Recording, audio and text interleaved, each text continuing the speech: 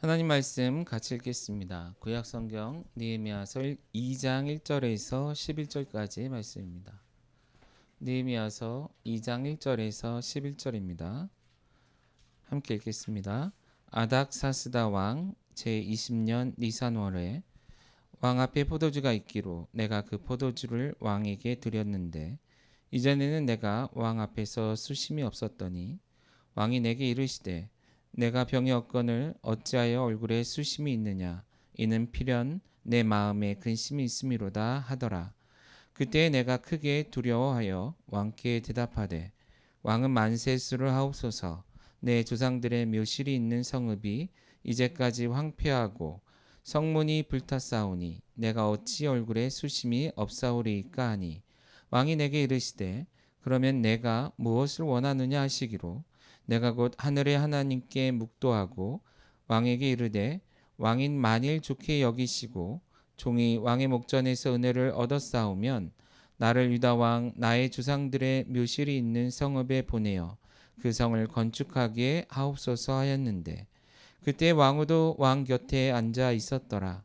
왕이 내게 이르시되 내가 몇 날에 다녀올 길이며 어느 때에 돌아오겠느냐 하고 왕이 나를 보내기를 좋게 여기시기로 내가 기한을 정하고 내가 또 왕에게 아뢰되 왕이 만일 좋게 여기시거든 강 서쪽 총독들에게 내리시는 조서를 내게 주사 그들이 나를 용납하여 유다에 들어가기까지 통과하게 하시고 또 왕의 삼림감독 아삽에게 조서를 내리사 그가 성전에 속한 영문의 문과 성곽과 내가 들어갈 집을 위하여 들보로 쓸 제목을 내게 주게 하옵소서 하매 내 하나님의 선한 손이 나를 도우심으로 왕이 허락하고 군대 장관과 마병을 보내어 나와 함께 하게 하시기로 내가 강 서쪽에 있는 총독들에게 이르러 왕의 주소를 전하였더니 호른 사람 산발락과 종이었던 암몬 사람 도비아가 이스라엘 자손을 흥왕하게 하려는 사람이 왔다 함을 듣고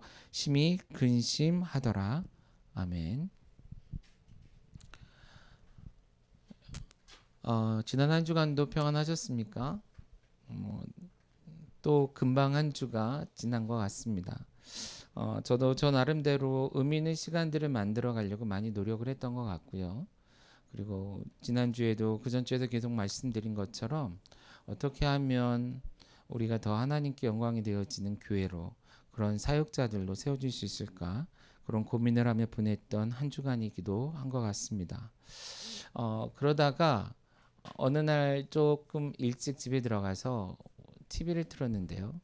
제가 좋아하지만 제대로 이렇게 챙겨보지 못했던 드라마의 마지막 회 하는 것을 잠깐 봤습니다. 여러분도 아실지 모르겠는데 슬기로운 의사생활이라는 그 드라마를 최종회를 봤습니다. 어제 앉아서 그것을 보고 있는데 한 몇 번 울었던 것 같아요. 같이 제 아내랑 재방송이었는데도 불구하고 왜 그랬냐면 생명을 다루는 의사들의 그 환자를 대하는 마음들 물론 그것이 현실성이 있냐 없냐를 떠나서 적어도 그 드라마에 보여지는 그런 내용들 속에 의사의 그 관점과 마음이 제 마음에 좀 느껴지고요. 또 사경을 헤매거나 죽음의 문턱에 서 있는 그 환자들의 모습들, 그 마음들, 그리고 곧 죽을지도 모르는 가족을 떠나보낼 준비를 하는 가족들, 그런 사람들의 모습들, 이야기들을 담고 있는 드라마였습니다. 나이가 들어갈수록 눈물이 더 많아지는 것 같은데 감정이입이 돼서 이게 화장지를 손에 들고 같이 이렇게 좀 닦으면서 봤던 그런 기억이 있습니다. 뿐만 아니라 지난 한 주간 계속해서 우리 뉴스를 달구는 그 한 뉴스들이 좀 있죠. 그 중에 국제적으로는 미국에서 진행 중인 인종차별 관련된 시위 그리고 그것에 대한 정부의 대응 뭐 이런 이야기들이 지금 계속 들리고 있습니다. 어떻게 하나님께서 그런 역사를 이끌어 가실지 우리는 정확히 다 알지 못하지만 그것을 좀 기사를 접하고 생각할 때 그런 생각이 드는 거예요. 그 경찰관의 무릎 밑에서 숨이 막혀오는 그 순간 그리고 숨이 끊어지는 그 순간 그리고 그러고도 한참 동안을 그 죽은 상태로 거의 숨이 멈춘 상태로 있었던 그 사람의 그 마지막 순간의 그런 마음들 보니까 자녀도 있고 아내도 있던데 어떤 마음이었을까, 얼마나 괴로웠을까 이런 생각이 들더라고요. 그래서 사실은 뭐 서로 정치적인 마음 생각들은 다를 수 있겠지만 다 떠나서 그때 그 죽음의 문턱에 있었던 그 사람의 그 마음을 조금 느낄 수 있는 그런 시간을 보냈던 것 같습니다. 그리고 또 한 가지 특별히 제 마음을 좀 힘들게 했던 뉴스 중에 하나는 여러분들도 들으셨겠지만 캐리어에서 죽음을 준비하야만 했던 9세 아이의 그 마음과 절규가 생각이 나더라고요. 결국 그 아이는 병원에 옮겨졌고 숨을 거뒀다고 얘기를 들었습니다. 오랜 시간 학대를 받았다 이런 얘기도 뉴스를 통해 접했는데 그 조그만 캐리어 속에서 보냈을 그 시간들 그리고 그때 그 아이가 느꼈을 그런 마음들이 생각들이 그 고통들이 조금은 아주 조금 저는 그렇게까지는 고통스러운 순간을 보내지 않았기 때문에 사실은 100% 공감할 수 있다 얘기할 수는 없지만 잠깐 생각하는 것만으로도 너무 힘들고 너무 아프고 한편으로 너무 괴롭고 화가 나는 그런 시간들을 보냈었고 지금도 보내고 있는 것 같습니다. 그런 사건들이 일어난 것은 꽤 오래전에 뭐 어떤 것은 최근의 일이기도 하지만 시간적으로는 지금 이 순간을 놓고도 좀 전에 과거의 일이기도 하죠. 그러나 제가 지금 설교를 시작하면서 이 몇 가지 사건들이나 그것에 대한 이야기를 하는 이것처럼 여전히 지금도 제 생각과 제 마음 속에 있는 여전히 진행 중인 그러한 이야기들, 그런 상황들인 것 같습니다. 아마 이런 것이 공감한다는 것에 약간 비슷한 감정이 아닐까요? 뭐 그것도 하나의 공감일 수도 있겠죠. 사실 이런 마음으로 느헤미야가 하루하루를 살아들지 않았을까 그런 생각이 듭니다. 지난주 말씀을 나누면서 느헤미야에게 들려왔던 예루살렘의 이야기들 그리고 그 예루살렘을 바라보며 그 이야기를 들으며 그 하나님의 성읍과 민족 백성들을 그렇게 내버려둘 수밖에 없었던 하나님의 마음 그리고 이제는 나라도 망하고 성벽도 무너진 곳에서 정말 그 외에는 어디 갈 곳조차 없어서 다시금 예루살렘 성전에 모여 살면서 그 환난과 고통 속에 있는 그 백성들의 그 마음, 그 상황, 그것을 마치 자기의 것, 자기의 마음인 것처럼 자기의 아픔인 것처럼 느끼며 생활했을 느헤미야. 이것이 곧 그 공감하는 마음으로 살았던 느헤미야의 마음이 아닐까 그런 생각이 듭니다. 아마 시간이 갈수록 더 심해지지 않았을까 싶어요. 하나님의 마음으로 백성을 바라보고 백성들이 또한 그 속에서 하나님을 기대하면서 울부짖고 또 그것을 들으시며 하나님이 무엇인가를 원하시며 바라보는 또 그 마음. 아마 이런 시간들로 이런 생각들로 느헤미야의 마음이 가득 채워지지 않았을까 그런 생각이 듭니다. 곧 하나님의 파토스와 백성들의 고통과 그 마음을 공유하는 느헤미야의 모습이 있었다라는 것이죠. 그런데요, 느헤미야의 이런 공감은 우리가 그 뒤에 말씀들, 곧 우리가 읽은 말씀, 오늘 읽은 말씀을 보면 한번 공감하고 느끼고 끝나는 그런 것은 아니었던 것 같아요. 어떤 사건으로서 이벤트로서의 감정과 사건이 아니라 방금 말씀드린 것처럼 처음 들었을 때뿐만이 아니라 시간이 갈수록 계속 떠올라지고 아파하고 그래서 1장에 얘기하고 있는 것처럼 수위를 울며 울컥울컥하며 보냈을 그런 시간들 그런 시간들의 나날이 느헤미야의 삶이 아니었겠냐라는 것입니다. 사실 지금 느헤미야가 맞닥뜨리고 있는 이러한 소식들 이러한 상황들은 느헤미야에게는 그냥 건너갈 수 없는 그러한 이야기들이었던 것 같아요. 그렇기 때문에 우리가 이 말씀에 보면 꽤 오랜 시간을 느헤미야는 아파하며 하나님께 기도했던 것으로 보입니다. 먼저 1장 1절에 보면요. 느헤미야가 이 예루살렘 성전의 소식을 들었을 때가 언제였는지를 기록하고 있는데요. 1장 1절에 아닥사스다 왕 제20년 기슬르월이라고 표현하고 있습니다. 그런데 2장을 시작하는 1절에서는요. 아닥사스다 왕 제20년 같은 년이죠. 니산월의 왕 앞에 있었다라고 얘기하고 있습니다. 그럼 구체적인 월, 그 시간이 나와요. 기슬루월은 오늘날 우리 태양력으로 보면 11월과 12월 사이라고 얘기를 해요. 그리고 니산월은 3월과 4월 사이라고 얘기합니다.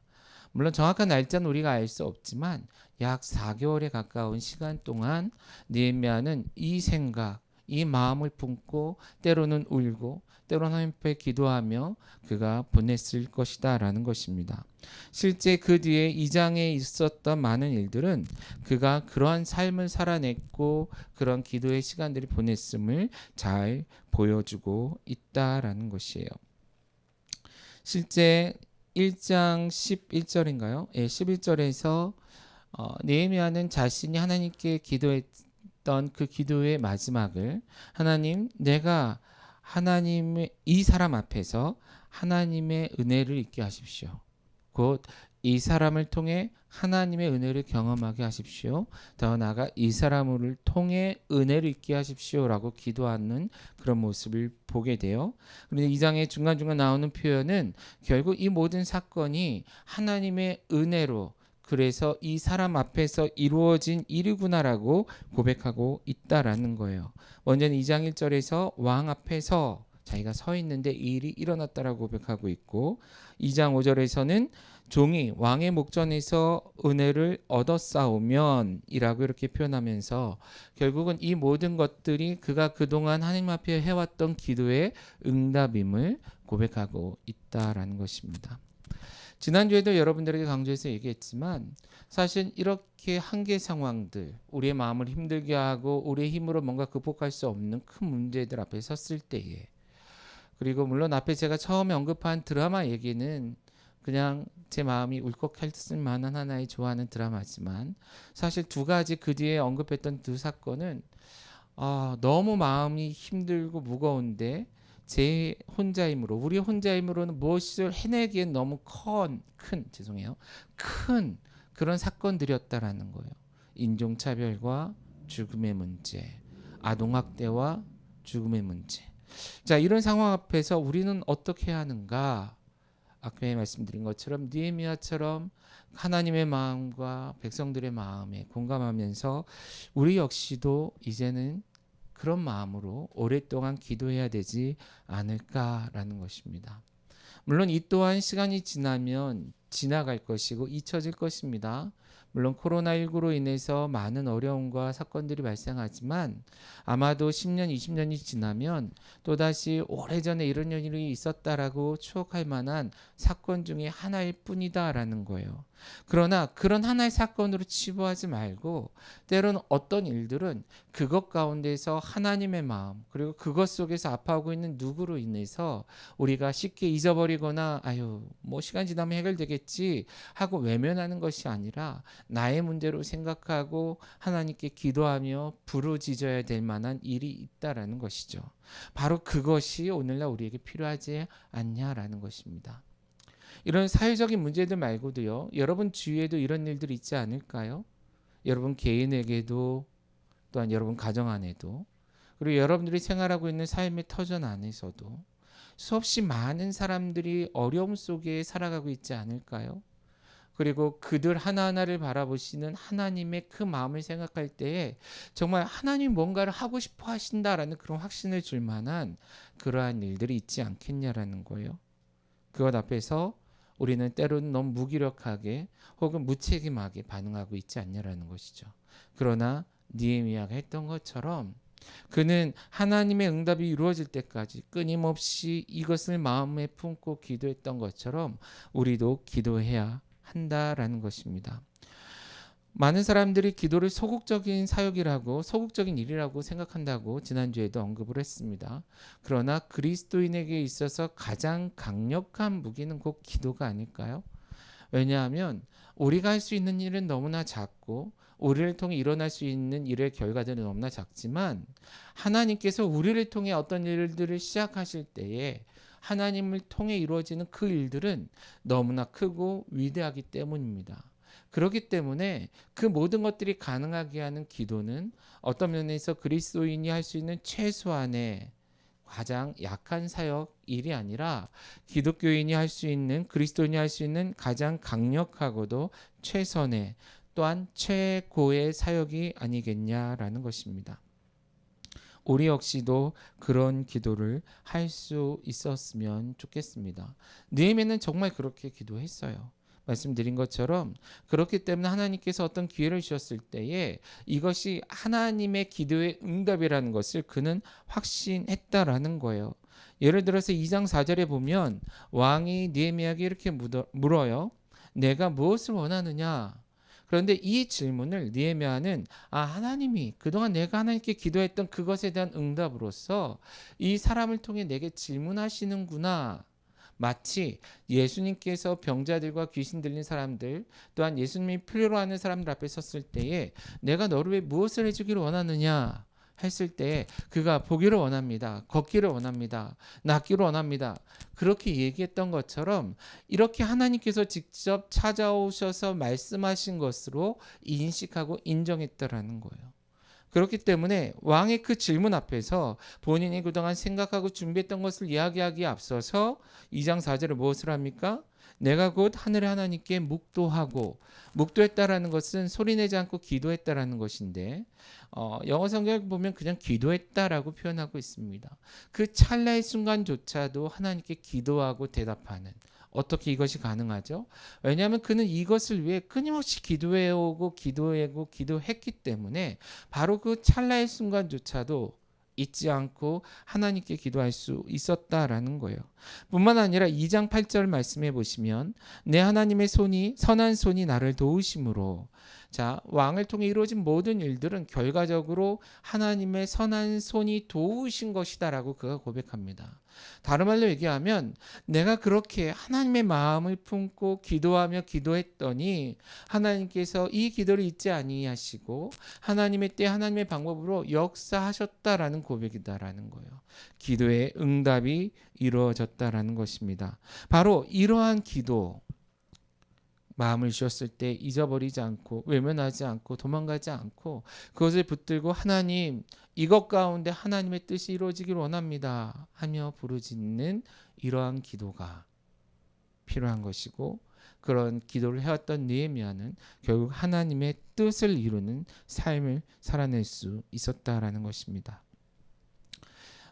교회적으로도 우리가 품고 있는 여러 가지 사역을 놓고도 많은 기도가 필요합니다. 안타까워하고 속상해하는 그런 마음들이 충분히 공유될 수 있을 것 같아요. 지난주에도 제가 네팔을 섬기는 그런 사역에 대한 말씀을 드렸어요. 그 모든 것들이 시작된 것은 하나님이 안타까워하시는 마음을 공유할 때 시작됐던 것 같아요. 카멜 목사님의 교회는 그나마 조금 나은 환경이었지만 주의 많은 교회들이 문을 닫아가고 예배를 드리지 못하고 목회자들이 망연자실해 있고 엎드려서 기도할 수밖에 없는 그 모습을 바라보며 하나님, 이들을 향해 하나님이 무엇인가를 하고자 하시지 않을까요?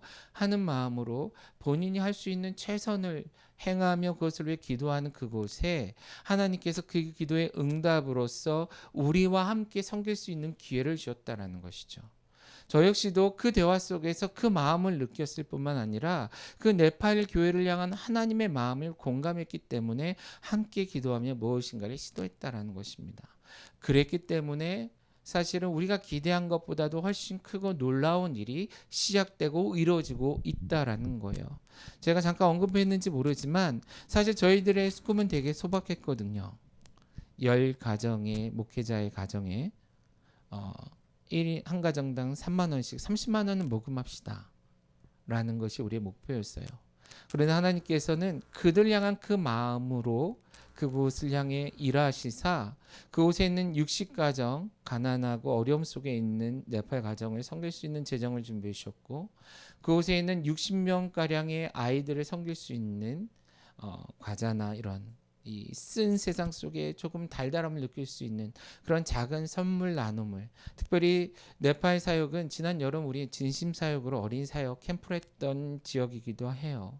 그래서 그들을 주님의 이름으로 위로하고 축복할 수 있는 은혜를 주셨고, 뿐만 아니라 14 목회자 가정, 두 번째는 17 가정을 품고 그들에게 우리가 원했던, 기대했던 그런 재정적인 후원을 단회적이지 않고 두 번에 나눠서, 또 모르죠, 하나님께서 어떻게 하실지. 이 시간이 더 길어지면 하나님의 마음으로 더 큰 일들을 하실 수 있는데, 그러한 것들이 가능하도록, 작게는, 어리게는 우리 의연이 같은 어리다고 하면 싫어할 텐데, 사춘기라, 중학생으로부터 많게는 나이 많은 우리 권사님이 이르기까지 큰 재정이 아니라 그들이 할 수 있는 작은 재정들을 모아서 섬겼다라는 것입니다.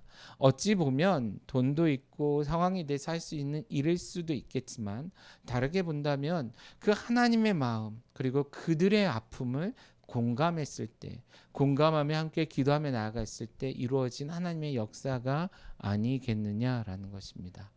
그렇다면, 이런 일에 이렇게 빨리 반응하시고 역사하시는 하나님이라면 우리 역시 우리의 삶의 모든 일들을 위해 이와 같이 기도해야 되지 않겠냐라는 거예요.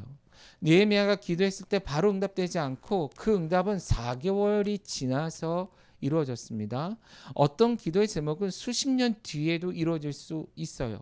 그러나 분명한 것은 그것이 하나님의 뜻이라면 이루어질 것이다라는 것이죠.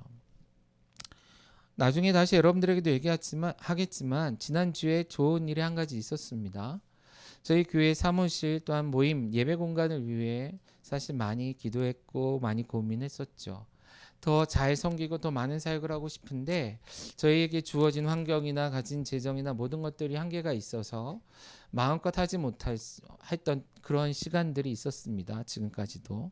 우리 대학생들과 함께 캠프를 준비할 때마다 준비 모임을 뭔가 좀 마음껏 하고 싶은데 매번 지인 교회들에 가서 부탁을 하거나 학교 강의실에서만 해야 되는 그런 어려움들이 있었어요. 그래서 그때마다 하나님, 우리 학생들과 우리 사역자들과 함께 마음껏 찬양하고 때론 율동하고 때론 사역을 준비하고 기도할 수 있는, 연구할 수 있는, 대화할 수 있는 그런 곳이 필요합니다 라고 기도했었는데, 하나님께서 그런 장소를 우리에게 허락해 주셨습니다. 물론 파이널은 아니죠. 하나님께서 더 좋은 것으로, 더 많은 것을 할 수 있는 곳으로 보내주시겠지만 지금보다 훨씬 더 좋은 환경으로 마음껏 예배할 수 있는 곳으로 갈 수 있도록 지난주에 그곳을 결정을 했고 계약을 했습니다. 물론 제가 직접 한 건 아니고요. 우리에게 그런 공간을 사용할 수 있도록 누군가 배려해 주신 그런 일이 있었다라는 거예요.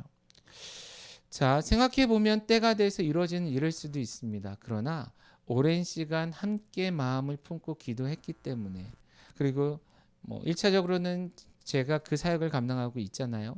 그럼 제 마음속에 때로는 푸념으로, 안타까움으로, 기도로, 눈물로 했던 그것에 대해서 하나님께서 때가 이르러 이루셨다라는 것이죠. 그렇기 때문에 우리는 기도할 수 있는 것이고, 그렇기 때문에 앞으로도 기도해야 한다라는 것입니다. 코로나19로 인해서 현장 예배가 지연되는 이 시기, 어떤 면에서 우리 모두는 다시 한번 우리 주위를 바라보며, 우리 안을 바라보며, 나 자신을 바라보며 그동안 해야 했음에도 불구하고 하지 못했던, 마땅히 기도해야 했음에도 불구하고 기도하지 못했던 그러한 기도의 제목들을 다시금 꺼내서 그것을 향한 하나님의 마음, 그것으로 인한 안타까운 우리들의 상황들을 놓고 함께 기도하며 나아갈 수 있는 그러한 신앙이 되어지기를 간절히 소원합니다. 두 번째, 이 말씀을 통해서 우리가 생각할 수 있는 것은요, 바라볼 수 있는 것은요, 느헤미야는 이렇게 오랜 시간 마음을 다하여 기도했을 뿐만 아니라, 기도만 했을 뿐만이 아니라 기도하면서 그가 해야 할 준비를 했던 사람이었다라는 것입니다. 다시 얘기하자면 느헤미야의 기도의 특징은요, 단순한 눈물을 흘리며 하는 호소나 그런 감정에 치우치는 기도가 아니었다라는 거예요. 하나님 앞에 통곡하고 울고 머물러 앉아 있긴 했지만, 그러나 그 슬픔 속에만 잠겨 있는 그런 기도가 아니었다라는 것입니다. 그가 그의 기도를 마무리할 때도 하나님, 이 사람 곧 이 왕을 통해서 은혜를 베풀어 주십시오. 그렇다면 내가 하나님의 나라와 하나님의 도성을 위하여 하나님의 백성들을 위하여 무엇인가를 하겠습니다라고 다짐하는 그런 기도를 드렸는데 실제 이 4개월 동안 느헤미야는 기도하며 이런 준비를 구체적으로 해왔었다라는 것입니다. 보통 하나님의 일하시는 그 의미 있는 때를 카이로스라는 헬라어를 사용하죠. 흘러가는 그냥 시간은 크로노스라는 단어를 쓴다면 하나님의 일하심, 하나님의 의미 있는 때를 카이로스라고 표현하는데 그렇게 본다면 우리는 크로노스의 시간 속에 시간 위에서 하나님의 카이로스의 때를 살아내는 사람이라고도 얘기할 수 있습니다. 그런데 이런 하나님의 카이로스의 때를 살아내는 사람들의 특징이 있는데 그들은 그냥 머물러 흘러가는 시간대로 살아가는 것이 아니라 하나님께 기도할 뿐만 아니라 하나님의 뜻을 구하며 그것을 준비하고 그것을 기대하며 살아낸 사람들이었다라는 거예요. 다른 말로 얘기하면 오직 기도하며 준비한 사람들만이 하나님의 카이로스의 때를 살아낼 수 있다라는 거예요. 바로 느헤미야가 그렇게 한 사람 중에 하나였다라는 것입니다. 단번에 한 번에 근심하고 눈물 흘리고 지나가 버리는 기도나 그런 통곡이 아니라 6개월 동안 4개월 동안 직장에서 일을 할 때나 집에 있을 때나 개인적으로 기도할 때나 그는 기도할 뿐만 아니라 꿈을 꾸고 계획했던 사람이었다라는 거예요. 그랬기 때문에 하나님께서는 때가 되어서 곧 하나님의 때 카이로스의 때가 되어서 말도 안 되게 페르시아의 왕 여러분 생각해 보세요. 예루살렘이라는 망해버린 민족의 성읍의 성벽을 쌓기 위해 왜 페르시아의 왕이 돈을 쓰냔 말이에요. 왜 사람을 쓰냔 말이에요. 권력을 사용하냔 말이에요. 이건 불가능한 일이죠. 그런데 이것이 가능하게 되도록 하나님께서 역사하신 것이에요. 그런데 그것이 가능할 수밖에 또한 그렇게 이루어질 수밖에 없었던 이유는 느헤미야가 그것을 통해 일하도록 준비하고 구했기 때문이었다라는 것입니다. 다른 방식으로 계획하고 다른 것을 구했다면 다른 방식으로 역사되고 다른 방식으로 결과가 주어졌겠죠. 그러나 느헤미야의 계획, 느헤미야의 기도 속에는 바로 이 왕을 통해서라는 구체적인 발행과 계획이 있었기 때문에 하나님께서 그렇게 역사하셨다라는 것입니다.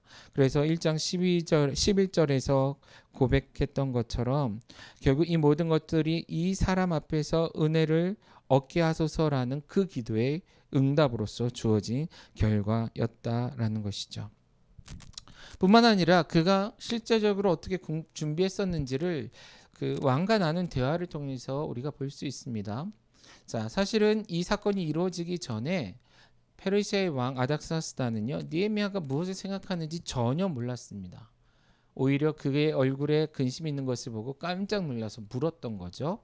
그런데 단번에 마음에 근심이 있는 것까지 알았어요. 그런데 재미있는 것은요. 이 아닥사스다 왕이 바로 그 자리에서 내가 너에게 무엇을 해줄까? 넌 무엇을 원하니? 라고 물었다라는 거예요. 여러분 준비되지 않았다면 뭐라고 대답했을까요? 여러분이라면 어떻게 하셨겠어요? 아 그러게요. 제가 기도는 했는데 구체적으로 생각을 못 해봤네요. 왕께서 그렇게 하실 거라면 내가 한번 생각해 보겠습니다. 네, 이렇게 준비하겠습니다. 그래서 제가 다음 달에 언젠가 날짜를 정해서 찾아볼게요. 이렇게 얘기하지 않았을까요? 왜요? 준비되지 않았으니까. 계획이 서 있지 않았으니까. 하나님 주신 그 카이로스의 때조차도 준비되지 못하면 놓칠 수밖에 없지 않냐라는 거예요. 그러나 느헤미야는 그 타이밍에 그 때를 놓치지 않았어요. 왜요? 준비됐기 때문이라는 것입니다. 그래서 그 시간 무엇을 원하느냐라고 물었을 때에 느헤미야는 내가 하나님의 그 도성 예루살렘의 성을 재건하기를 원합니다. 다시 세우기를 원합니다. 라고 얘기했다라는 거예요. 뿐만 아니라 실제적으로 보면 그것을 하나하나 계획을 잘 세워놨던 것을 볼 수 있습니다. 왕과의 대화 속에서 내가 가야 합니다라는 그런 얘기를 합니다. 여러분 느헤미야는 그 당시에 가장 높은 권력자 중에 하나였어요. 왕의 바로 옆에서 신을 받는 사람이었습니다. 그렇다면 본인 말고 다른 사람을 보내는 게 훨씬 더 편하지 않았을까요? 임무를 주고 명령해서. 그런데 이 일, 하나님의 도성과 하나님의 백성들을 돌보는 일은 본인만이 할 수 있는 일로서 확신했다라는 거예요. 그래서 왕이 무엇을 원하느냐 했을 때 나를 보내소서. 마치 이사야가 하나님 앞에 섰을 때 누가 나를 위해 갈까 했을 때 나를 보내소서 했던 것처럼 왕이시여 내가 가야 합니다라고 대답했다라는 것이죠. 그는 이 모든 다양한 시나리오를 생각했을 때 본인밖에 그런 적합한 적임자가 없음을 확신했다라는 거예요. 두 번째, 왕은 또 묻습니다. 얼마나 걸릴 것이냐라는 거예요. 몇 날이 걸릴 것이고 언제 돌아올 것이냐라는 거예요. 대충 얘기할 수 있었을까요? 그런데 느헤미야의 그 다음에 일하는 거 보면요, 느헤미야는 굉장히 정확한 사람입니다. 그는 날짜를 계산했을 거예요. 이렇게 저렇게. 물론 현장에 가면 좀 달라질 수 있겠지만 실제 바로 그 질문 앞에서 느헤미야는요, 그 기한을 정했습니다. 1장 6절에 보시면 자, 왕이 나를 보내기를 좋게 여기심으로 내가 기한을 정하고, 왕 앞에서 정확한 기한을 이야기했다라는 거예요. 뿐만 아니라 느헤미야는 왕에게 구체적으로 무엇이 필요한지도 말씀을 이야기를 합니다. 자, 그 뒤에 보면요, 왕에게 7절 이하입니다. 왕에게 아뢰일 때 만약 왕께서 좋게 여기신다면 나에게 두 가지를 주십시오라고 요청해요. 첫 번째는 뭐죠? 첫 번째는 왕의 권위로 나에게 안전을 보장하십시오. 자, 예루살렘까지 가는 길이 험하고 깁니다. 그 가운데 여러 지역을 지나게 되는데 그곳에 있는 많은 권력자들과 충돌이 생길 수도 있다라는 거예요. 왕의 칙령을 통해서, 왕의 조서를 통해서 자기가 그 지역을 지나갈 때 어려움이 없게 해달라고, 안전히 가게 해달라고 요청을 합니다. 두 번째는 또 무엇을 구했죠? 자원을 요구합니다. 오늘날 얘기하면 돈을 달라는 거죠. 그런데 실제 공사를 했기 때문에 공사에 필요한 나무를 달라고 하는데 이 나무가요, 그냥 대충 산에 가서 잘라오는 나무가 아니라 왕궁을 지을 때 쓰는 왕의 곧 그 당시에 최고의 권력 가진 페르시아 그 나라에서 가장 좋은 나무를 내게 주십시오. 오늘날 돈으로 얘기하는 엄청나게 큰 돈이었을 거예요. 그런데 하나님께서 지금 왕을 통해 일하고 있음을 믿기 때문에 그것을 달라고 요청해요. 그런데 이렇게 달라고 할 수 있었던 것도 느헤미야가 계산했겠죠. 여러 가지 많은 것들을. 그래서 이것이 필요하다. 그렇다면 얼만큼이 필요하고 어떤 게 필요한지 그는 알았다라는 거예요. 그렇기 때문에 질문받았을 때 곧 왕을 통해 기회가 주어졌을 때 느헤미야는 정확하게 무엇이 얼마큼 필요한지를 이야기할 수 있었다라는 것이죠. 느헤미야에게 있어서 지난 4개월은 그냥 눈물만 흘리고 기도만 한 시간은 아니었다라는 거예요. 한편으로는 자기가 할 수 있는 최고의 지식과 경험과 조언을 바탕으로 예루살렘을 재건하는 것, 리빌딩하기 위한 모든 계획과 준비를 철저히 했다라는 거예요. 여러분 생각해 보세요. 이거는 페르시아의 왕이 움직이지 않으면 절대 불가능한 일입니다. 개인의 돈이 있어도 할 수 없는 일이고요. 본인 마음대로 시간을 쓸 수 없는 공무원이었기 때문에 이건 불가능한 일이에요. 그럼에도 불구하고 이 모든 계획을 느헤미야가 세웠다라는 거예요. 이 모든 것들이 어떻게 가능해요? 그는 하나님께서 분명 이렇게 하실 것을 믿었기 때문이라는 것이죠. 기도했기 때문에 준비한 거예요. 분명히 준비했기 때문에 하나님께서는 더더욱이 일하실 것이라고 확신했다라는 것입니다. 두 번째로 우리가 생각해야 될 건 뭐라고요? 많은 사람들이 기도만 한다고 얘기해요. 그러나 기도한다는 것은 곧 그 기도가 이루어질 때를 위해서 지금 내가 할 수 있는 최선을 다해야 한다라는 것입니다. 말씀드린 것처럼 저희가 네팔 교회와 거기에 있는 성도들을 위해서 기도할게요라고 끝낼 수도 있었습니다. 그러나 그들을 향한 하나님의 계획이 있었다면, 뜻이 있었다면 우리는 우리가 할 수 있는 최선을 다해야 하는 거예요. 감사하게도 그 마음을 우리에게 주셨고 그 계획을 세웠던 거죠. 저는 그것을 계획을 세워서 한 장짜리 페이퍼로 만들었어요. 그런데 그 한 장짜리 페이퍼를 보면 어떤 사역자는 3장, 4장짜리 페이퍼로 만들어서 더 선명하게 의사 진행을 했습니다. 그래서인지 몰라도 우리가 기대했던 것보다 훨씬 넘치도록 채워주시는 하나님의 은혜가 있었다라는 거예요. 준비하고 계획하고 나아갔더니 하나님의 역사하심이 있었다라는 것입니다. 우리 교회 공간을 구하는 것도 마찬가지였습니다. 우리가 간절히 바라던 몇 가지 요소들이 있거든요. 특별히 제가 미국에서 유학하면서 고기 굽는 이 학위를 따서 제가 그 중에 신학보다 고기 굽는 걸 더 잘한다라고 이야기를 들었었는데, 그래서 우리 사역할 때마다 제가 바비큐를 해주잖아요. 저희가 새로 가는 곳에는 옥상 전체가 비어 있고요. 그곳에는 바비큐 그릴과 또한 파라솔을 세워놓고 앉아서 파티를 할 수 있는 그런 공간까지도, 또한 우리가 작은 모임들을 할 수 있는 그런 공간까지도 하나님이 예배해 주셨다라는 거예요. 뿐만 아니라 저희는 그동안 새로운 공간을 요구하면서 하나님 앞에 기도하면서 하나님 총신대로 가까이 가기를 원합니다. 그곳에서 더 사역자들과 자주 만나기를 원합니다. 물론 문 앞으로 가기를 원했는데 하나님께서는 지금 저희가 있는 공덕동과 총신대 사이 딱 중간 노량진 쪽으로 우리를 인도하셨어요. 근데 학교에서는 버스 한 번이면 오죠. 우리가 계획하고 준비했기 때문에 그런 것을 보내주시는 거라고 저는 확신합니다. 여러분들의 인생에도, 우리의 인생에도 마찬가지가 아닐까 싶어요. 막연히 꿈꾸고 막연히 기도하는 사람들이 너무 많다라는 것이죠. 그러나 정말 하나님이 이루실 것을 믿는다면 과감히 꿈을 꾸시고 과감히 계획해 보시라라는 것입니다. 그럴 때 하나님께서 역사하신다라는 거예요. 그런데 이 말씀을 여러분 잘 읽어보시면 사실 하나님은 그 정도가 아니었어요. 자, 2장 9절 말씀 볼까요?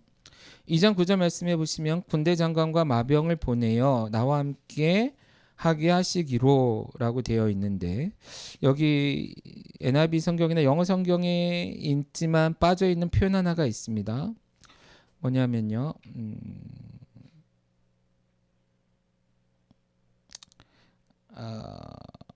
어디죠?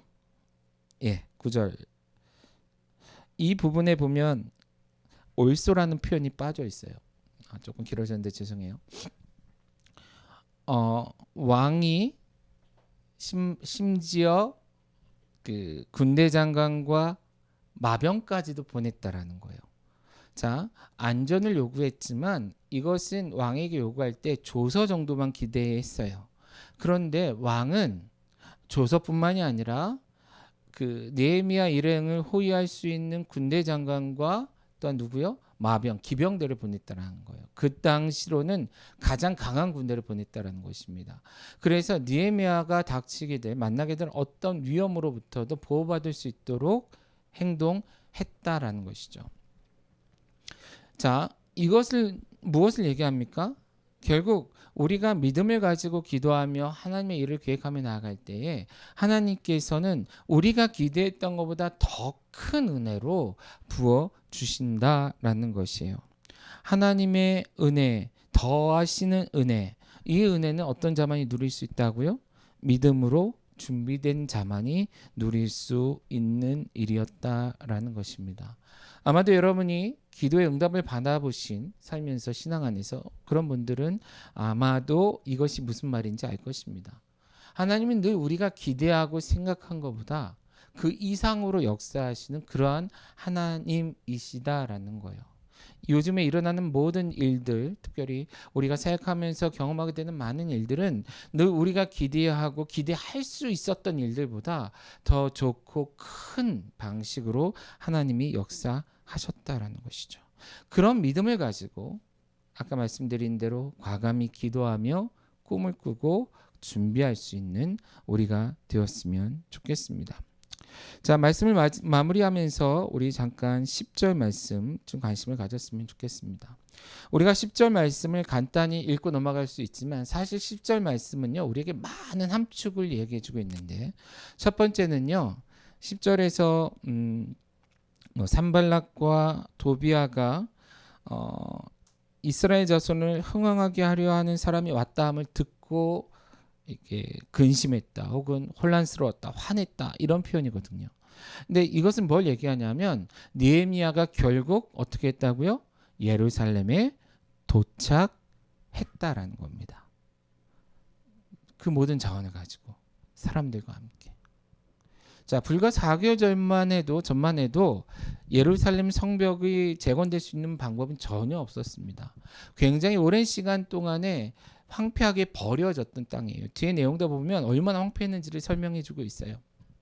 그런데 이 4개월 만에 하나님께서는 그 첫 기도에서부터 여기에 이루어지기까지 하나님께서 강하게 역사하셔서 결국 느헤미야로 하여금 예루살렘 성벽을 재건하게 하도록 예루살렘에 오게 하셨다라는 거예요.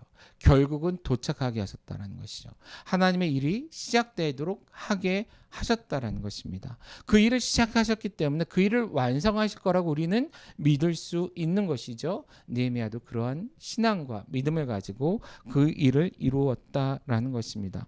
근데 뿐만 아니라 이것을 통해서 우리가 오늘날 우리가 어떠한 그리스도인으로 살아야 되는지를 또 한 가지 생각해 볼 수 있다라는 거예요. 여기 산발락과 도비아라는 사람은 결국은 이스라엘의 대적입니다. 더 나아간다면 하나님과 하나님 나라의 대적들이에요. 굳이 이렇게까지 극단적이진 않을지라도 오늘날 우리가 살아가고 있는 사회 속에서 우리가 흔히 만나게 되는 비기독교인들 혹은 반기독교인들의 모습 전형과 굉장히 비슷하다라는 거예요. 그들은 하나님의 나라가 이 땅에 세워지는 것에 관심이 없을 뿐만 아니라 싫어하는 사람들이에요. 그래서 할 수만 있으면 방해하고 싶어하는 사람들이다라는 거예요. 이해가시죠? 그런데 그들의 마음을 정말 혼란케 할 수 있는 일은 무엇이냐라는 거예요. 오늘날 많은 교회들이 여러 가지 이유로 인해서 꼭 코로나뿐만이 아니라 많은 이유들로 인해서 세상 사람들의 비아냥거리가 되고 조롱거리가 되고 조소거리가 되는 이런 일들도 있었습니다. 왜냐하면 이 일들, 이런 교회들의 모습들 또한 그들의 마음을 불편하게 했기 때문에 그들이 그렇게 행동을 했었겠죠. 그런데 지금 이 10절에 나오는 이러한 불편하게 함은 전혀 다른 것이에요. 교회가 하나님 백성들이 세상 사람들 앞에 그들조차도 받아들일 수 없는 그런 모습으로 살아냈기 때문에 비웃음거리가 되고 조롱거리가 되는 것이 아니라 믿음으로 기도했고 기도의 응답으로서 하나님의 나라를 회복하기 위해 그곳에 가서 그곳에 하나님의 일을 시작함으로 인해 주위에 있는 곧 하나님 나라의 대적들이 불편하게 된 일이다라는 것이죠. 결국 우리가 믿음으로 기도하며 계획하며 하나님의 나라를 위해 도전하며 나갈 때 결국 세상은 우리를 불편할 거라는 거예요. 그런데 이 불편함은 전혀 다른 의미의 불편함이다라는 것이죠. 바라기는 우리 모든 성도들이 오늘날 많은 그리스도인들이 이렇게 세상을 불편하게 하는 그리스도인이었으면 좋겠습니다. 뉴스에 나오고 이야기거리가 되더라도 기독교에 관련해서 교회 내에서 우리들의 이야기들이 누군가의 입을 통해 전달될지라도 그것이 그들의 눈에 비춰진 너무 초라하고 볼품없는 모습이 아니라 오히려 말도 안 되는 일들을 기도함으로 또한 준비함으로 이루어감으로 인해서 그들이 두려워 떠는 결국 하나님의 일하심을 바라봄으로 두려워 떨게 하는 그리스도인으로서 살아내고 보여줬으면 좋겠다라는 거예요. 이것을 위해 우리는 지금 우리의 삶의 현장에서 기도를 시작해야 할 것입니다.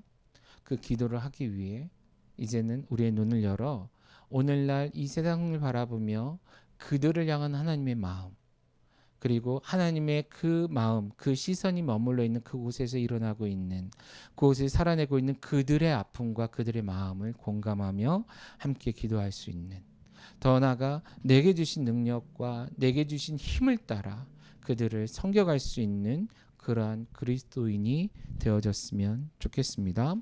그러한 일을 감당하는 성도였으면 좋겠습니다. 그러한 사역을 감당해내는 건강한 교회이기를 원합니다.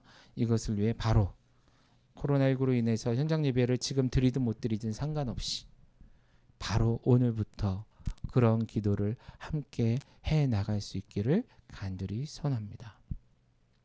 약 2달 있다가 우리 교회도 사무실도 이전을 하게 됩니다. 그것을 위해 많은 공사와 일이 필요한데 필요한 것이 많이 있어요. 사람도 필요하고 재정도 필요하고 많은 것들이 필요해요.